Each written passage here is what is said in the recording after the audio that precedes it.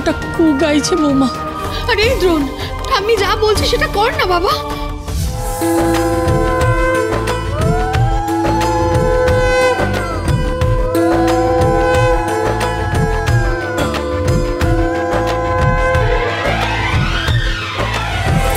দীর্ঘায়ু হও।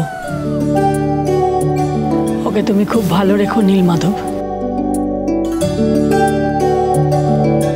মা, এবার আপনি দ্রোণকে পায়েসটা খাইয়ে দিন। এনে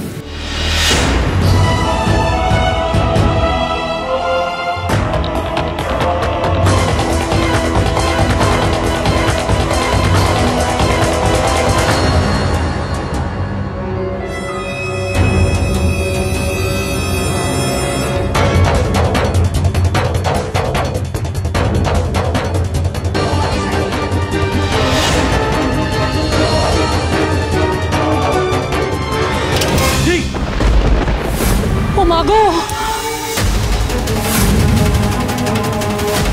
কি হলো ঠাম্মি? এ কি অলক্ষণে কাণ্ড! মা, ওমা, বলছি তোমার কি শরীর খারাপ লাগছে? ঠাম্মি তুমি? না না দাদু ভাই, আমি ঠিক আছি, কিন্তু তুমি একটু অপেক্ষা করো। বোমা, আজ সকালে ঘুম থেকে ওঠাইস তো আমার ডান চোখটা খুব কাঁপছে, আমার মনটা কু গাইছে বৌমা।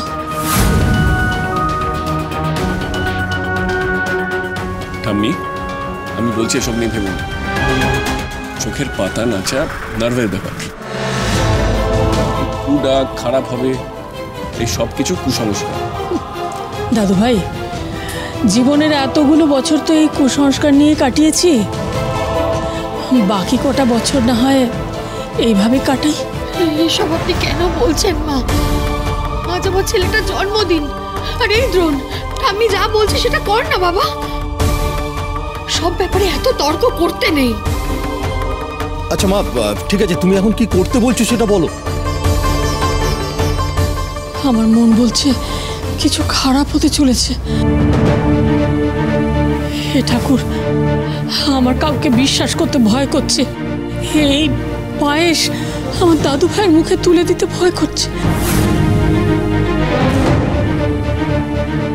ব্যাপারটা কি? কর্তাবা তো কোনো কারণ ছাড়া কিচ্ছু করেন না, এর পেছনে কারণটা কি? ঠাম্মি, এত চিন্তার কিছু নেই, পায়েসটা চিনি নিজের হাতে করেছে। জানি জানি দাদু ভাই, ওটা বৌমা করলেও হয়তো আমি একই কথা বলতাম। দাদু ভাই, আমি তোমাকে নিয়ে কোনো ঝুঁকি নিতে পারবো না। তুমি এই বংশের একমাত্র শিবরাত্রির সলতে, আমি থাকতে যদি তোমার কিছু হয়